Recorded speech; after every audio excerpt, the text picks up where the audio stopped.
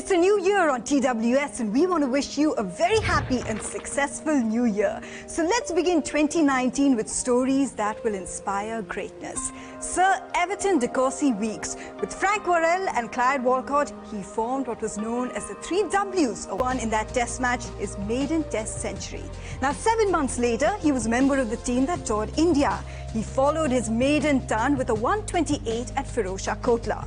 From batting at number 7 in Delhi, he came out to bat at number 4 in the next test at Brabant. He eased the following test. Sir Everton Weeks held his nerve as his compatriots were tested. One of the best knocks of his career, the Barbadian batted for just over 3 hours to compile 162 with 24 strokes to the boundary. Speaking of history books, the gentleman's game holds a special place for Pakistan's enigmatic World Cup winning captain and the current Prime Minister of Pakistan, Imran Khan. Now this week, the enigmatic Imran Khan contributes to Believe It or Not. It seems this week does hold a special place for World Cup winning captains and all-rounders extraordinaire. For in Imran Khan's generation, perhaps the finest was Kapil Dev. Until his unbeaten 175 in the 83 World Cup, few believed that an Indian batsman could be capable of such innovation and fearlessness in the shorter format. Or for that matter, that India could triumph over the mighty West Indies to become world champions. The Haryana Hurricane made the world believe that India had fast bowlers who could wreak havoc. This week in January, on the 7th in 1987, Kapil Dev would become the youngest cricketer to take 300 test wickets, a feat achieved barely a day after his 27th birthday, which is also why this week is special.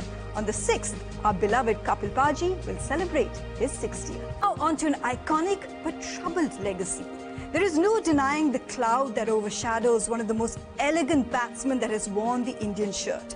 But there is no denying that few will ever be as graceful in their stroke play as former Indian captain Mohammad Azharuddin.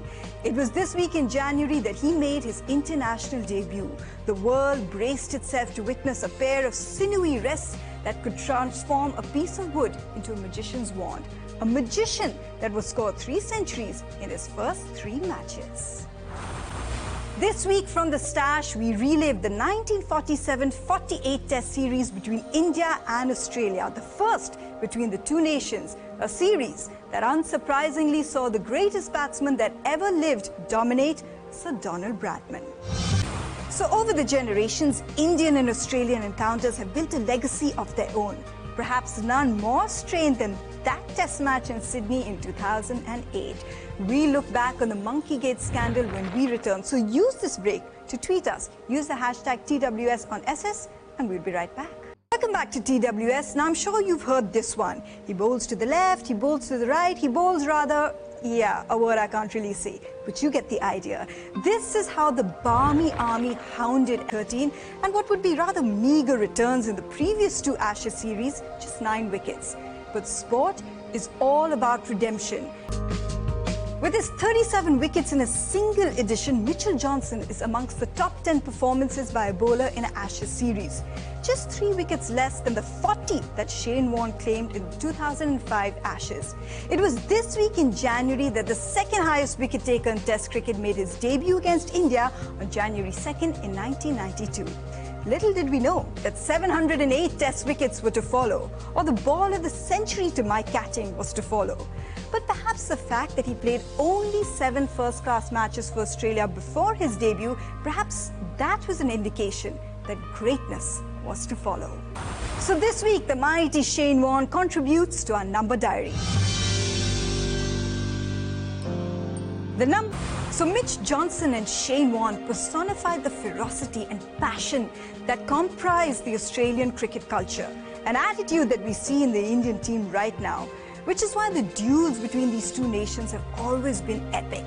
But in the 2007-08 series, we witnessed perhaps the darkest period between India and Australia. Charges of racism, an Indian team threatening to leave, an umpire removed, an Australian team up in arms, and an Indian captain Anil Kumble openly pointing fingers at the Aussies for not upholding the spirit of the game.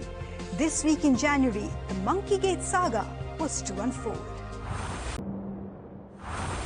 So do you think that the effects of Monkeygate still linger when the two nations collide? I mean, just recently, Andrew Symonds revealed that that incident led to his downfall in international cricket. Let us know your thoughts using the hashtag TWS on SS Cricket.